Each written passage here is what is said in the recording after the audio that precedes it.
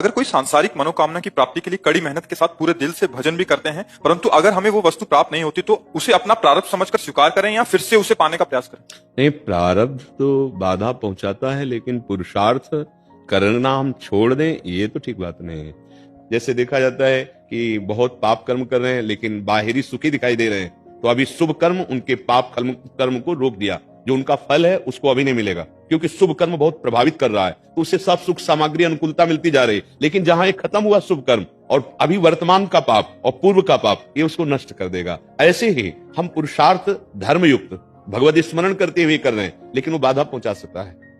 पूर्व का हमारा प्रबल पाप बाधा पहुंचा सकता है, लेकिन जब तक वो पाप कर्म हमारा भोग क्षय नहीं होगा तब तक हम बैठे नहीं रहेंगे। हम पुरुषार्थ के द्वारा उसको दबा करके नवीन प्रारब्ध की रचना करेंगे। नहीं तो हमें और पशु में अंतर क्या रहा? केवल प्रारब्ध कर्म ही हमको परास्त करता रहे, तो फिर इस मनुष्य देह की दिव्यता क्या रही? मनुष्य देह की दिव्यता यही है, पूर्व प्रारब्ध को दबाकर नवीन प्रारब्ध की रचना करके हम भगवत प्राप्ति कर सकते हैं। और कामनाओं की तो पूर्ति तो बहुत छोटी मोटी बात है। हम अपने पुरुषार्थ से भगवत चिंतन करके, निरंतर भगवत चिंतन का अभ्यास करके भगवान को प्राप्त कर सकते हैं। तो फिर माया जनित कामनाएं, इसलिए इस जन्म में करो कामना। नाना प्रकार की कामनाएं हैं, पर हमें लगता है एक कामना और कर लो कि इस जन्म में मुझे भगवत प्राप्ति करनी है, मुझे बुरे आचरण नहीं करने, मर चाहे जाऊं गलत आचरण नहीं करूंगा। बस ये नियम ले लो तो सब उन्नति हो जाएगी।